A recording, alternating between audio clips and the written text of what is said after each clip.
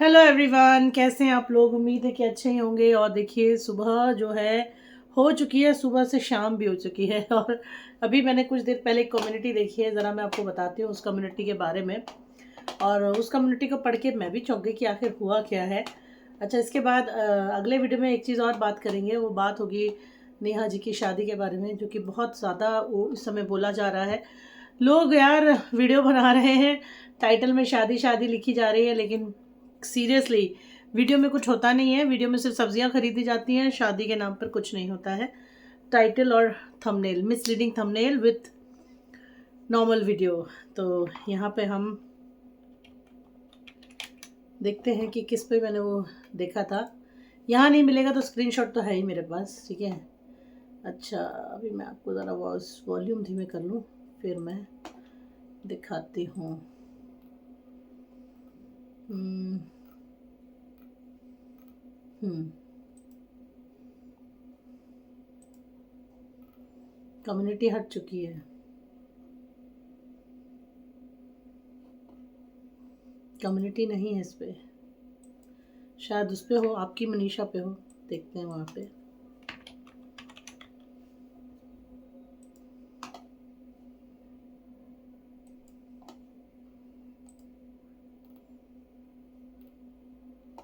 जी हाँ, community I है। देखिए, पढ़ के सुनाती हूँ मैं आपको। मैं बोलती बहुत कम हूँ, लेकिन जो बोलती हूँ प्रूफ के साथ बोलती हूँ। अभी भी नहीं सुधारा गया है, बहुत जल्दी प्रूफ दिखाऊंगी आप सब लोगों को, जो देखकर हिल जाओगे। मुझे बेवकूफ़ बनाया जा रहा था, साथ में आप सबको भी। इतना कुछ होने के बावजूद भी सामने वाला पक्ष नहीं सुधरा है, और वो औरत भी नहीं, ना इधर का पक्ष सुधरा है। अब तो वीडियो में बात करूंगी, मुझे बहुत मेंटली परेशान किया जा रहा है। तो देखिए गाइज, हस्बैंड जी जो हैं वो नोएडा घूम रहे हैं, नोएडा, ग्रेटर नोएडा और गुड़गांव घूम रहे हैं, ऑफिस ले रहे हैं करोड़ों का, लाखों का। फिर बारबेक्यू की नेशन, जो कि मेरे फेवरेट स्पेस है, वहाँ पे उन्होंने आज खाना भी खाया है, जो आज का व्लॉग आया। तो ये सब कुछ वहाँ पर चल रहा है, ठीक है। अब ये जो भौजी ने लिखा है, आप समझ जाओ, ये 4 लाइनें लिखी हैं। इस 4 लाइन में उन्होंने हर किसी को लपेट दिया है, ठीक है। और तो 4 लाइनों में सारा मैटर ही सॉल्व कर दिया भौजी ने। लेकिन भौजी का जो शक है वो ख़त्म नहीं हुआ अभी तक। भौजी ना लगातार कंटिन्यूस शक पे शक, शक पे शक की जा रही है। सच्चाई तो ये दोस्तों कि अब ये लड़ाई ना हस्बैंड वाइफ की लड़ाई हो गई है, ठीक है। और लेकिन घसीटा अभी भी किसी थर्ड पर्सन को ही जा रहा है। मुझे तो यार ये समझ नहीं आता कि अगर आपका पति आपका सिक्का खोटा है तो आप दूसरे को कैसे बोल सकते हो यार। आप क्यों बार बार उस औरत कर रहे हो। आप में तो खुद दम है नहीं कुछ करने का। इतना ही वो बेवफा है, इतना ही खराब है, इतना ही आपको उस पर डाउट रहता है, तो फिर आप अलग हो जाओ ना। आज आपने ये जो चैनल की मांग की है जनता से, जनता से मांग करके क्या हो जाएगा। जनता क्या कर ले। अब देखिए, अगला जो कम्युनिटी इनका आया वो सुनिए कि हे गाइस, हे गाइस, अब तक मेरा चैनल ये था, ठीक है। मनीषा शॉर्ट्स के लिए लिखा है, को लॉग आउट कर दिया गया है, शायद पासवर्ड बदला होगा उसका। तो प्लीज़ मेरा चैनल आप लोग वापस करवा दो।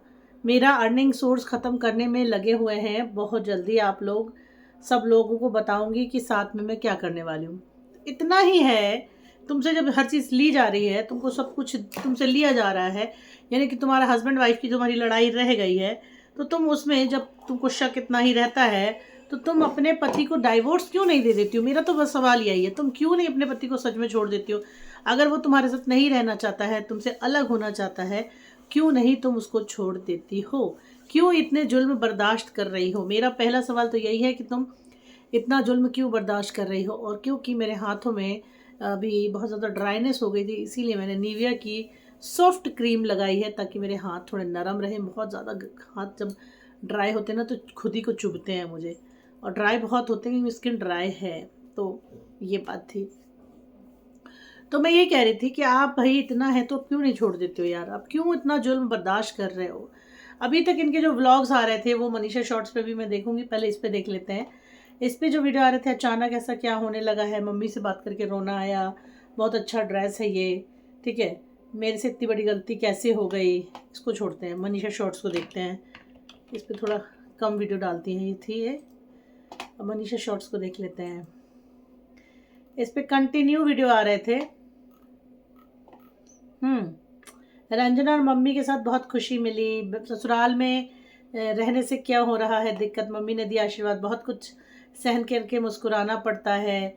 अब जो भी हुआ उसको भूल कर एक नई ज़िंदगी स्टार्ट करनी है।